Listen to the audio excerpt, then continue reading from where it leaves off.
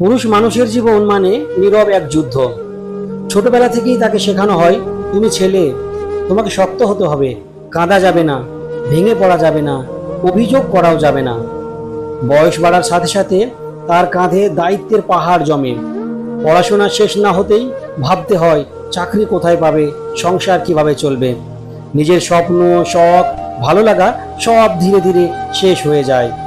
বন্ধুদের সাথে আড্ডা কমে যায়, নিজের জন্য সময় থাকে না। সকাল থেকে রাত পর্যন্ত সে শুধু ছুটে বেড়ায় পরিবারের মুখে হাসি ফোটানোর জন্য। সে ক্লান্ত হয়, সে ভিতরে ভিতরে ভেঙে পড়ে, কিন্তু কাউকে বুঝতে দেয় না, কারণ পুরুষ মানুষের কষ্ট দেখাতে নেই।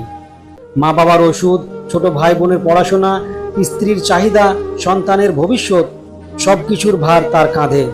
সে নিজের ইচ্ছাকে কবর দিয়ে অন্যদের ইচ্ছা পূরণ করে।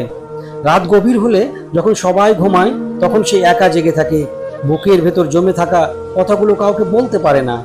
পুরুষের জীবন মানে নিজেকে ভুলে গিয়ে সবার জন্য বাঁচা, আর শেষ পর্যন্ত নিজের জন্য কিছুই না রাখা।